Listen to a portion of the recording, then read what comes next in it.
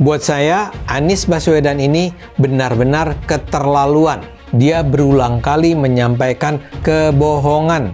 Jadi bukan fakta keliru, tapi bohong. Dan semua dia tujukan untuk menjatuhkan Prabowo. Dia misalnya menuduh bahwa anggaran 700 triliun rupiah Kementerian Pertahanan digunakan untuk beli alutsista bekas. Pada saat separuh tentara kita tidak memiliki rumah dinas. Ini bohong banget. Pertama-tama, anggaran yang dimaksud Anies itu anggaran tahun berapa? Alokasi anggaran Kemenhan tahun lalu misalnya hanyalah sekitar 134 triliun rupiah. Jadi jauh banget dari angka 700 triliun rupiah yang disebut Anies. Dari anggaran 134 triliun rupiah itu, yang digunakan untuk beli barang hanya 46 triliun rupiah. Dan tentu saja juga hanya sekitar sepertiga sampai setengahnya yang digunakan untuk pembelian barang termasuk alutsista. Sengaja menghasut, kesini arahnya. Ya, sengaja dengan mengutip, saya hanya mengulang kata-kata Pak Jokowi di masa lalu. Pak Jokowi dulu nggak tahu persis hartanya Pak Prabowo. Tapi hari ini, negara tahu persis hartanya Pak Prabowo karena dia pejabat negara. Ada laporan kekayaannya dan itu bisa diperiksa. Dan Mas Anies dengan sengaja menginsinuasi Pak Prabowo demi menghasut prajurit. Prajurit, itu Menteri Pertahanan Anda sekarang punya tanah sekian hektar, sementara Anda nggak punya rumah. Itu yang disebut oleh Pak Prabowo ingin menghasut. Kalaupun ada keluarga Pak Prabowo yang punya penguasaan lahan yang luas, tapi itu kan HGU, hak guna usaha di Kalimantan misalnya. Itu kan untuk jadi perkebunan mungkin. Ada yang jadi pertambangan mungkin. Emang kebun bisa dijadikan perumahan prajurit kan nggak bisa. Jadi terang-terang ini buat menghasut. Kita semua menyaksikan Pak Anies dalam 2 debat sangat agresif melakukan serangan ke Pak Prabowo dengan berbagai cara mulai dari kebohongan sampai fitnah. Pokoknya Pak Anies itu totalitas banget untuk menjatuhkan nama Pak Prabowo di depan seluruh masyarakat Indonesia. Dalam debat itu ada banyak kebohongan dan fitnah dari apa yang disampaikan oleh Pak Anies. Kita semua udah tahu itu. Tapi yang buat saya heran adalah mengapa Pak Anies bisa ya terpikir untuk menggunakan cara-cara kotor kayak gitu. Kalau Pak Anies dari awal sudah tahu bahwa Pak Prabowo seburuk yang selalu Pak Anies gambarkan, kenapa juga Pak Anies minta tolong dan dukungan ke orang yang hari ini Pak Anies selalu jatuhkan? Saya jadi berpikir, mungkin buat seorang Anies Baswedan, baik dan buruk itu hanya soal kepentingan aja. Kalau Pak Prabowo Menteri Pertahanan rate-nya 11 dari 100, itu kalau berarti kan antara dari 1,1/10 ya. Kecil sekali loh itu Pak. Kira-kira nih, berapa rate seorang menteri yang dipecat? Yang disampaikan oleh Mas Anies itu kebohongan, itu fitnah, sumbernya tidak jelas, bohong dan sebagainya. Saya lanjut ke Pak Anies dan ini paling banyak bohongnya, paling banyak bohongnya.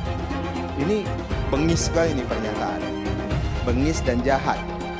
Hanya untuk tujuan menjatuhkan Pak Prabowo, kemudian menggunakan data palsu dan bohong. Dan publik itu sudah mendengarkan pernyataan bohong itu. Dan sebagian publik itu sudah mengkonsumsi pernyataan bohong itu. Dan itu berbahaya. Itu pernyataan bohong yang luar biasa. Saya lupa bilang, walau terlambat, mau mengucapkan terima kasih kepada Pak Prabowo Subianto, di mana Pak Prabowo pernah menggadaikan tanah pribadinya untuk mengusung dan membantu Pak Anies jadi gubernur. Sekali lagi terima kasih Pak Prabowo ya, karena bantuan Bapak dan sumbangsi serta secara pribadi Bapak menggadaikan tanah ya untuk membantu Pak Anies jadi gubernur. Jadi sekali lagi terima kasih. Walau terlambat, nggak apa-apa, ucapkan terima kasih. Bisa dicek Pak Jokowi sendiri. Saya sudah menyampaikan Bapak Presiden, saya sebelum jadi menteri, saya berusaha, saya menguasai lahan hak guna usaha. Ya. Hak guna usaha. Kemarin juga salah-salah melulu itu. Bukan 343.000 hektar, bukan. Mendekati 500.000 hektar.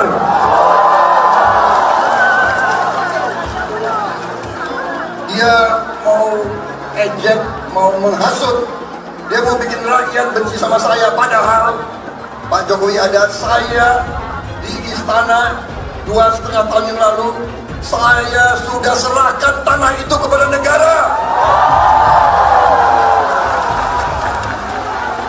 Saya sampaikan ke Bapak Presiden, kalau lahan ini dibutuhkan untuk lumbung pangan bangsa Indonesia, pakai lahan HGU saya, gunakan, saya siap. Bapak Presiden menyampaikan, Bapak punya lahan lebih dari 340.000 hektar, sementara TNI prajurit kita selebih dari separuh tidak punya rumah dinas. Itu fakta, tidak perlu dibicarakan secara tertutup. Itu kekurangan yang harus kita perbaiki. Dan ketika tadi Bapak mengatakan Bapak akan meningkatkan kesejahteraan, Pak, Bapak ini sudah Menhan selama 4 tahun, hampir 5 tahun, bukan calon Menhan. Jadi harusnya menunjukkan inilah yang sudah saya kerjakan, bukan mengatakan apa yang akan dilakukan. Nah, saya menyampaikan bila saya ditugasi maka kenaikan gaji dilakukan tiap tahun. Maka perumahan prajurit TNI dipastikan dibangun sehingga mereka tidak perlu ngekos, tidak perlu mereka sewa, dan mereka bisa tenang. Mereka diminta mempertahankan setiap jengkal, tapi kita tidak memberikan tempat tinggal bagi mereka berdinas. Itu tidak benar, itu harus dikoreksi. Mungkin ada yang asal bicara tanpa data, ya kan? Mungkin didorong oleh ambisi yang menggebu-gebu sehingga tidak objektif. Saudara-saudara sekalian, saya sebagai Menteri Pertahanan berpegang kepada doktrin, kepada strategi nasional, dan semuanya adalah atas dasar kepentingan bangsa dan rakyat Indonesia, dan saya mampu mempertanggungjawabkan, dan saya berkeyakinan hanya dengan pertahanan yang kuat kita akan dihormati, kita akan menjaga kepentingan nasional kita. Tanpa kekuatan militer, sejarah peradaban manusia mengajarkan bahwa bangsa itu akan dilindas seperti di Gaza sekarang ini. Akan diambil kekayaannya, akan diusir dari tanah airnya. Tidak bisa tidak, kita harus kuat. Kita harus kuat. Terima kasih. Cerita itu cerita, omon, ya. Tak bisa. Jadi tidak hanya omon, kerjanya omon saja, nggak bisa, tidak bisa. Sekali lagi Gus, mohon maaf, IKN ini bukan hanya membangun bangunan pemerintah, tapi juga sebagai simbol pemerataan pembangunan di Indonesia. Mungkin nanti setelah pulang dari debat bisa di Google, sudah banyak yang masuk namanya pada Agung Sedayu. Dan nanti akan tambah lagi mungkin setelah Pilpres, karena mereka akan pasti akan wait and see melihat stabilitas politik di Indonesia. Saya itu tanya tips and triknya agar investasi ataupun proyek-proyek besar bisa di sana. Sebab saya lihat itu ada 32 proyek pemerintahan pusat, ada juga berbagai program-program yang luar biasa, patut kita banggakan. Dibandingkan dengan misalnya Kota Madiun yang hanya 11%, Cirebon hanya 7%, Tasikmalaya. Kita ingin triknya apa? Sehingga akses pendanaan pembangunan itu bisa bersifat adil dan merata. Kalau kita jadi pemerintah pusat nanti, tugas kita adalah membagi secara adil seluruh proyek-proyek nasional kita. Jumlah proyek, jumlah anggaran yang digelontorkan ke Solo sebelum saya jadi wali kota itu lebih besar. Saya tahulah ini arah pertanyaannya kemana. Tapi yang jelas ini Gus, apa yang sudah dibangun, yang kita lihat bukan bangunan fisiknya saja, tapi kita lihat impact-nya ke warga. Bangun masjid menggunakan CSR dari Abu Dhabi, impact-nya apa? UMKM kita sekarang melesat, wisata kita melesat. Kemarin waktu Idul Fitri, kunjungan wisatawan ke Solo melebihi Jogja. Itu impact-nya. Kita juga harus berkolaborasi, tidak semuanya pakai APBN. Ada yang pakai APBN plus APBD plus dibantu, saya sering dibantu Pak Ganjar, gubernur saya. Ini kolaborasi, kita punya kebun binatang Solo Safari, tidak pakai APBN. Masjid tidak pakai APBN. Tapi impact-nya apa? Impact-nya ke masyarakat. Jadi yang kita lihat ini Gus, tidak perlu tendensius seperti itu. Kita lihat impact-nya ke warga seperti apa. UMKM meningkat, kesejahteraan meningkat, lapangan pekerjaan terbuka, itu yang kita lihat, Gus. Jadi tidak melihat, oh ini dia anak emaskan, enggak. Pemerataan pembangunan itu sudah terjadi di mana-mana, bukan hanya di Solo. Dan itu fakta loh, Gus. Proyek di Solo sebelum saya menjabat itu lebih banyak. Fakta itu. Terima kasih. Seluruh proyek-proyek besar yang ambisius, ini IKN sebagai salah satu contoh saja, itu kalau hanya mengandalkan APBN hampir 500 triliun. Saya ingat sekali Gus Muhaimin dulu sempat ikut meresmikan dan potong tumpeng di IKN. Ini gimana? Ini nggak konsisten. Dulu dukung, sekarang nggak dukung karena menjadi wakilnya Pak Anies yang mengusung tema perubahan. Sekali lagi Gus, mohon maaf, IKN ini bukan hanya membangun bangunan pemerintah, tapi juga sebagai simbol pemerataan pembangunan di Indonesia, sebagai simbol transformasi pembangunan di Indonesia. Kami memiliki satu tekad bahwa di dalam pemerintahan yang akan datang minimal harus dibangun 40 kota baru yang selevel dengan Jakarta. Gus Muhaimin ini agak aneh ya, pengen bangun kota selevel Jakarta tapi nggak setuju sama IKN. Saya barusan dari IKN.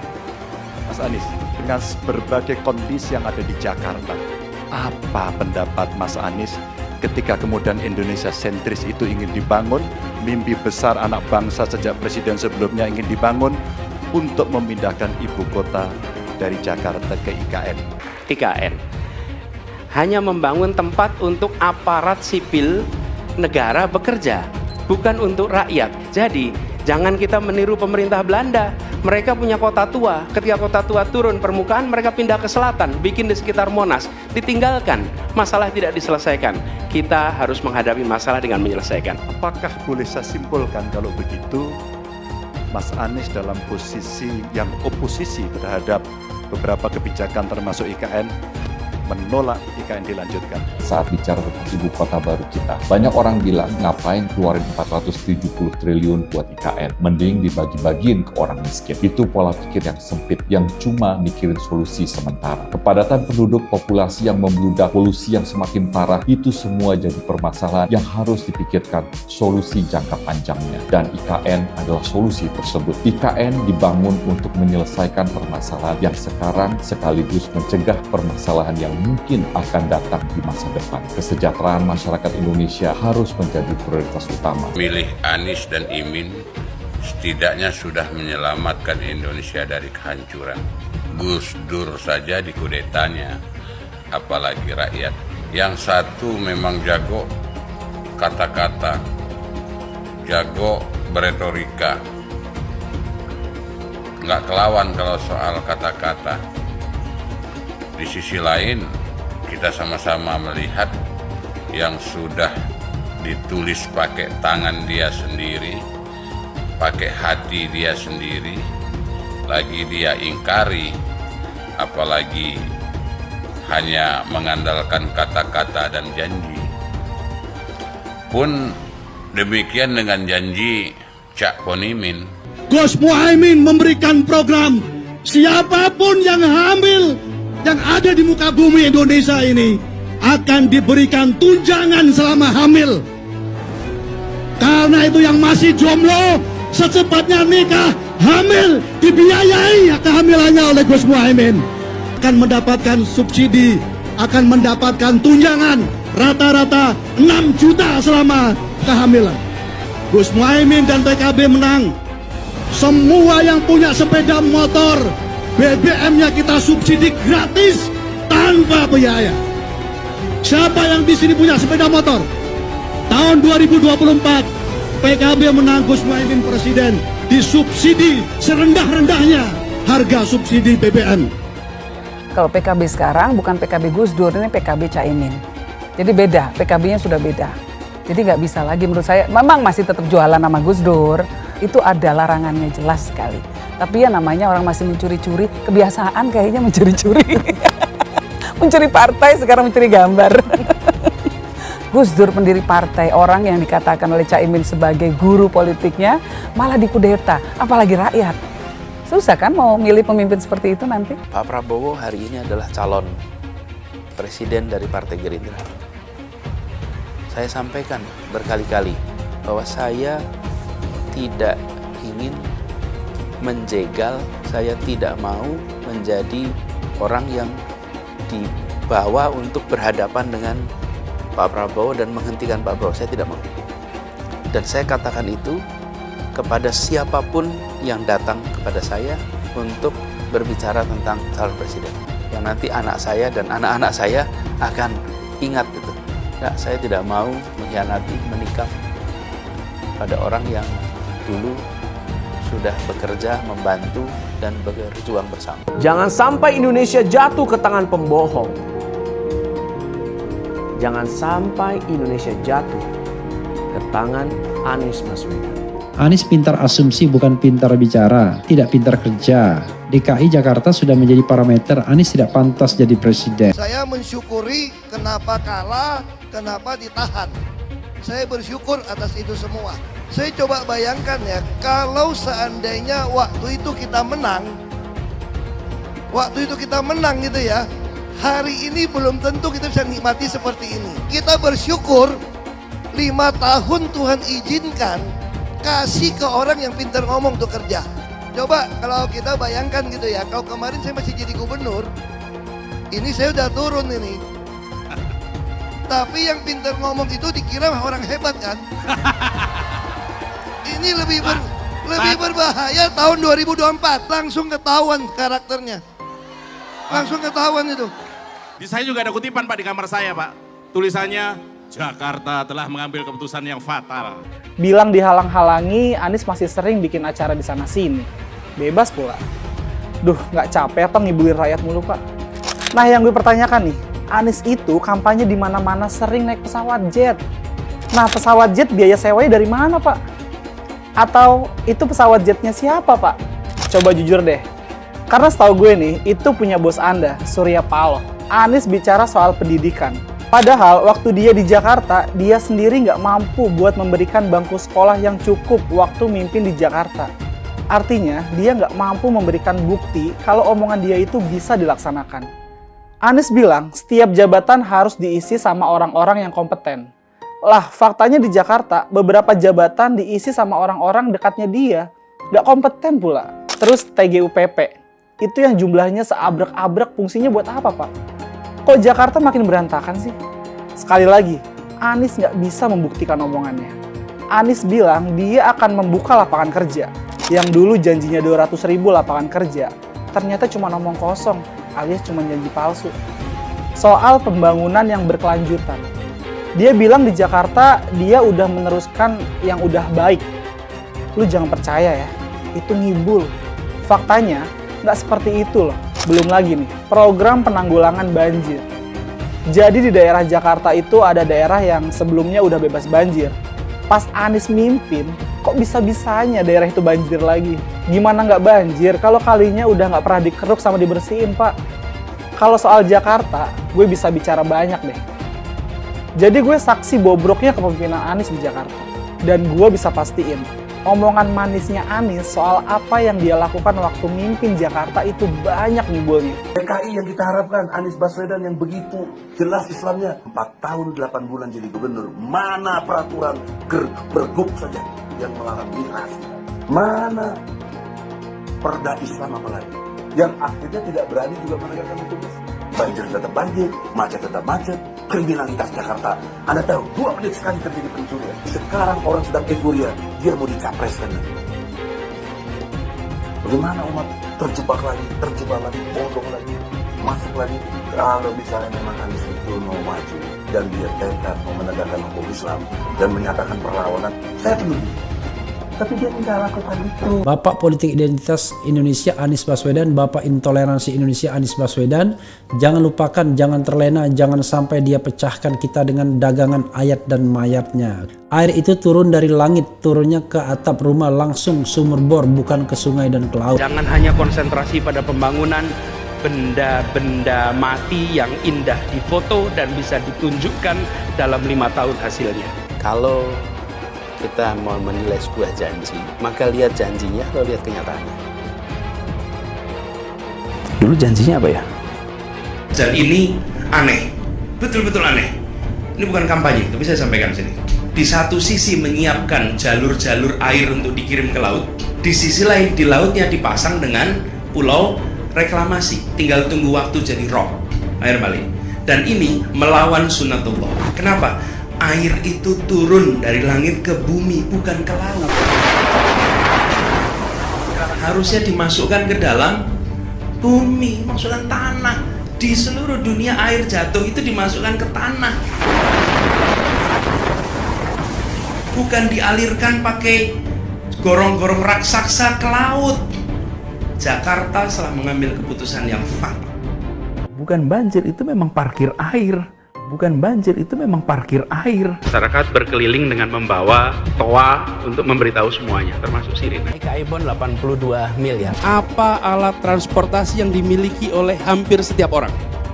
Alat transportasi yang dimiliki semua orang adalah kaki. Kalau seandainya orang Jakarta percaya Pak Anies jadi gubernur pun, saya berani jamin kok dia akan lakukan normalisasi yang sama seperti saya lakukan kok. Nggak usah bohong lah. Jadi ketika air sampai di muara, maka siap untuk dipompa ke laut. Pancasila Soekarno, ketuhanan ada di pantai. Anak Tuhan dari mana? Kalau Yesus anak Tuhan, bidangnya siapa? Besok di seluruh wilayah Indonesia kami katakan damai. Iblis hanya menggoda orang yang beriman. Makanya jarang-jarang orang kafir kerasukan setan. Yang kerasukan setan itu orang baik-baik. Jarang, saya belum pernah nengok Cina kerasukan setan. Pernah tak Ahok itu kerasukan setan? Enggak, setannya juga. Karena sesama setan jarang saling menggoda. Karena di salib itu ada jin kafir. Haleluya. Kepalanya ke kiri apa ke kanan?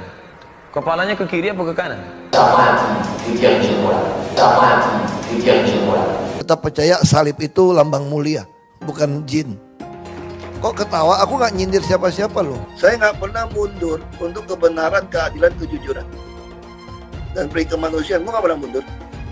Dan gue nggak pernah takut juga sama lu. Siapapun yang rasis, gue akan hadapin. Karena rasis itu tidak berperi kemanusiaan. Sama saya ditanya dulu kan, kamu nyesel nggak statement kamu di Pulau Seribu sehingga masih masuk penjara? Tidak pernah nyesel. Karena saya mengatakan kebenaran. Anies menuduh Jokowi melakukan penjagalan. Padahal Anies lupa pada rekam jejaknya sendiri di tahun 2017, di mana Anies melakukan penjagalan terhadap Ahok. Semua cara dilakukan, termasuk melakukan politik identitas berbasis agama, sampai-sampai menggunakan kelompok FPI, HTI, dan kelompok intoleran lainnya. Sudah barang pasti, Anies tidak akan melanjutkan program-program Jokowi. Legasi-legasi dari Pak Jokowi akan dihancurkan oleh Anies. Programnya akan diacak-acak oleh Anies Baswedan. Lihat Jakarta, hancur semua. Semisalnya Anies menang, maka Ibu Kota Baru atau IKN nggak akan jalan. Pembangunan akan di-stop. Kita bisa melihat rekam jejak Anies saat menjabat di Jakarta selama 5 tahun. Tidak ada satupun janji yang dipenuhi dan tidak ada kinerja yang bisa dibanggakan. Dari DP 0%, POC, kelebihan bayar, Formula E, banjir, sumur resapan, jalan rusak, dan gonta-ganti nama jalan. Jika Anies menang, maka FPI dan HTI, Ormas Khilafah, akan kembali. Apa kita mau Pancasila diganti oleh Khilafah? Bagian Indonesia Timur yang mayoritas non-Muslim pasti tidak akan setuju dengan Khilafah. Mungkin Indonesia akan bubar jika Anies memimpin. Perkataan Ahok sudah terbukti dan Jakarta sudah menjadi korban. Jangan biarkan Indonesia menjadi korban kibulan Anies Baswedan. Air susu dibalas dengan air tuba. Beliau mengingatkan kalau ada orang yang membantu kita, maka janganlah dibalas dengan kejahatan. Yang kedua adalah hati-hati. Anjing saja dikasih makan akan setia. Manusia dikasih kebaikan dibalas dengan kedengkian. Ini kan pesan kampanye yang sangat bagus. Jadi kalau ada yang menafsirkan ya itu adalah sindiran kepada orang tertentu, itu hak masyarakat. Yang jelas Pak Prabowo sudah biasa menyampaikan hal ini, hal-hal yang seperti itu kepada kami untuk mengingatkan kami semua supaya tetap berjalan dalam koridor yang benar, yang sesuai adab, sesuai etika. Jangan lupa terhadap kebaikan orang yang sudah membantu kita. Jangan karena kita ambisi, jangan kita ingin mencari kekuasaan, kita menghalalkan segala cara. Itu hal-hal yang lumrah saja. Tapi kalau ada yang tersindir, yang merasa tersinggung, ya biarkanlah masyarakat yang menilai. Apakah itu berpengaruh kepada elektabilitas ya? Saya bersyukur ya. Kami di TKN 02 bersyukur bahwa alhamdulillah perlahan tapi pasti survei Pak Prabowo sekarang sudah mendekati angka 50%. Kalau tidak salah sudah 48, nyaris 49. Ini patut kita syukuri. Jadi dan itu kan terkonfirmasi juga dengan pertemuan-pertemuan 01 dan 03 supaya ya mungkin ya, punya ide, punya gagasan. Dengan pertemuan-pertemuan mereka berharap kemenangan 02 satu putaran bisa dihentikan. Tapi jelas, alhamdulillah faktanya survei Pak Prabowo dan Mas Gibran meskipun diserang kanan kiri, alhamdulillah kami syukuri rakyat terus memberikan dukungan dan sekarang sudah mendekati angka 50%. Masyarakat kan dipertontonkan berbagai kebohongan dalam rangka untuk memenangkan atau merebut kemenangan dalam kontestasi Pilpres 2024 ini. Kita dipertontonkan berbagai kebohongan. Di debat pertama itu, saya ada di sana. Debat pertama, debat kedua, debat ketiga saya selalu hadir. Ya, saya berangkat dari Sumatera Barat khusus kembali ke Jakarta untuk berdebat secara langsung. Dalam debat itu saya juga kaget. Tiba-tiba Mas Anies bilang, Pak Prabowo, saya membawa keluarga pendukung Pak Prabowo dan tidak mendapat kepastian hukum selama ini. Kan kita kaget. Keluarga pendukung Pak Prabowo mana? Ternyata orang tua Harun Ar-Rasyid. Kita tahu, semua orang tahu di Republik ini Indonesia, rekam jejak digitalnya jelas. Pernyataan keluarga Harun Ar-Rasyid, orang tua Harun Ar-Rasyid, termasuk teman-temannya Harun Ar-Rasyid yang hadir ke TKP bersama Harun Ar-Rasyid menyaksikan kerusuhan di 2019 itu menyatakan bahwa Harun Ar-Rasyid itu bukanlah pendukung Pak Prabowo. Tiba-tiba ya secara personal Anies Baswedan disengaja ya untuk menyerang personal Pak Prabowo dengan membangun narasi kebohongan dalam debat Pilpres. Jadi kalau bicara ini mendowngrade untuk kepentingan personal, menyerang personal, itu dilakukan oleh Anies Baswedan. Bohong secara terbuka dengan menuduh Harun Ar-Rasyid itu adalah pendukung Pak Prabowo dan seakan-akan membangun narasi Pak Prabowo tidak bertanggung jawab. Mayoritas sudah menentukan pilihan bahwa kita lihat survei Pak Prabowo itu mendekati angka 50%. Jadi insya Allah Prabowo Gibran menang satu putaran itu suatu keniscayaan. Karena itu kita melihat bagaimana 01 dan 03 terus membangun komunikasi untuk coba mengagalkan kemenangan satu putaran. Bagaimana memang secara tendensius dan diskenariokan mungkin bahwa memang Mas Anies memang menyerang personal Pak Prabowo. Tapi serangan-serangan itu dilakukan dengan narasi-narasi dan data hoax dan penuh kebohongan. Mulai soal tadi, Capres 01 itu menuduh Harun Ar-Rasyid adalah pendukung Pak Prabowo, padahal rekam jejak digitalnya jelas.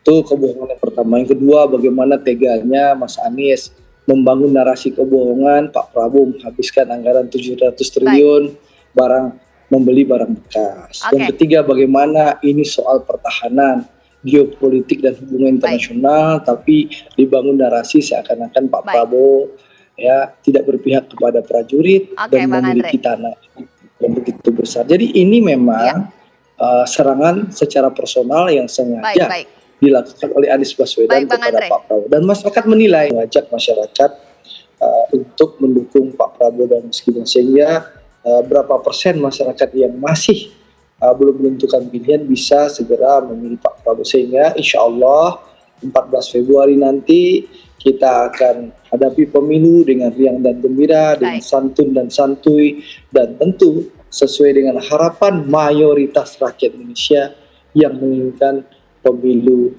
cukup satu putaran. Dan insya Allah Pak Prabowo dan Mas Gibran dengan dukungan masyarakat dan juga izin Allah Subhanahu Wa Taala akan diputuskan menang satu putaran. Baik. Menjadi Presiden Republik Indonesia tahun 2024. Air susu dibalas air tuba, tetapi menurut Andri itu adalah hal yang umum, hal yang biasa, pesan nenek moyang kita. Dramatisasinya nggak perlu, karena sebenarnya itu adalah sindiran yang kita semua tahu.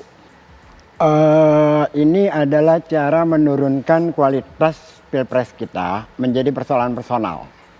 Jadi kalau Anies di mana-mana melakukan kampanye dengan desak Anies, lalu ada selepet Imin, yang ini bicaranya tentang hati yang luka, nangis, cengeng. Pernyataan Pak Prabowo.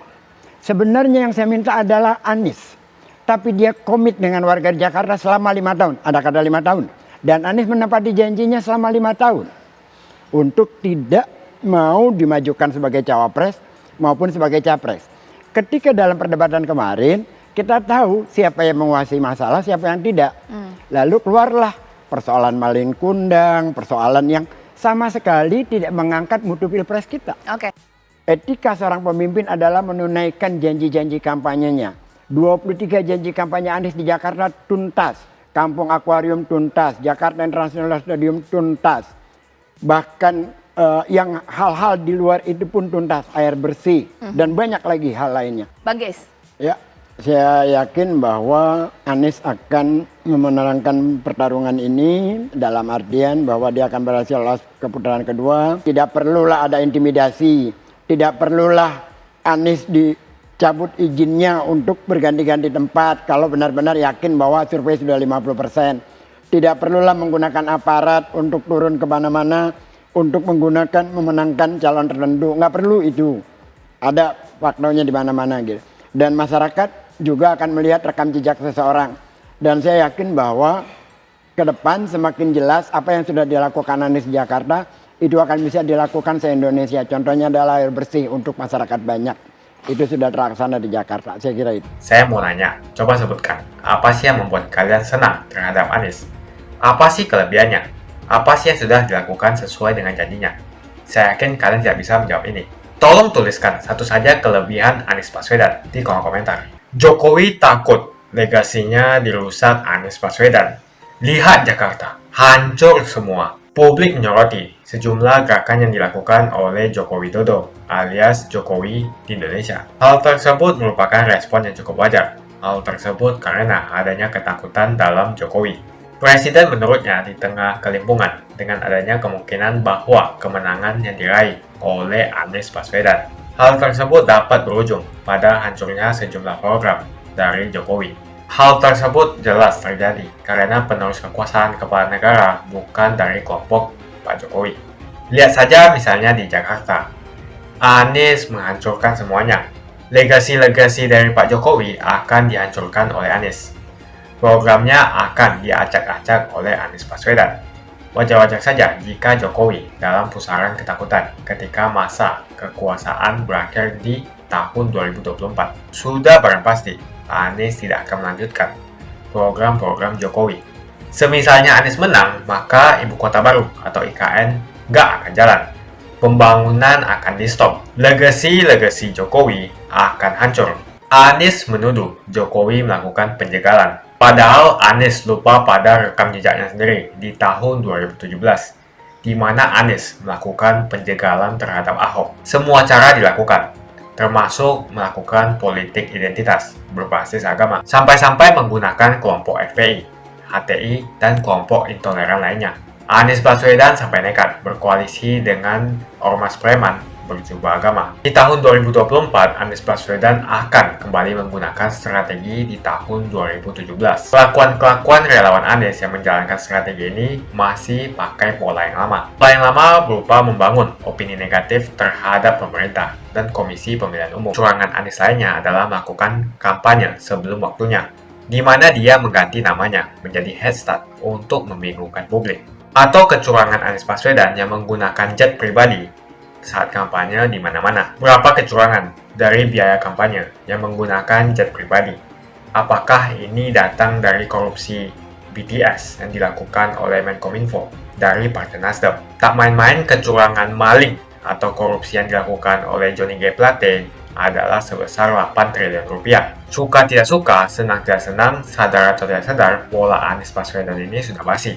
Nampaknya para relawan Anies sudah tak punya cara atau metode lain dalam berkampanye, sehingga memainkan strategi playing victim. Memang basi sih strategi ini, tapi sangat terbukti ampuh, apalagi jika ditambahkan dengan jualan isu agama. Tampaknya sih sulit menjual isu agama, karena ketiga bakal calon mempunyai agama yang sama. Ataukah mereka akan bikin heboh lagi dengan menyebarkan hoax bahwa Ganjar akan diisukan sebagai seorang yang beragama kafir? Atau mungkin mereka akan membuat hoax bahwa Ganjar adalah anak PKI, ataukah Ganjar Pranowo adalah keturunan non-muslim? Kita bisa melihat rekam jejak Anies saat menjabat di Jakarta selama 5 tahun. Tidak ada satupun janji yang dipenuhi dan tidak ada kinerja yang bisa dibanggakan. Dari DP 0%, OKOC, kelebihan bayar, Formula E, banjir, sumur resapan, jalan rusak, dan gonta-ganti nama jalan.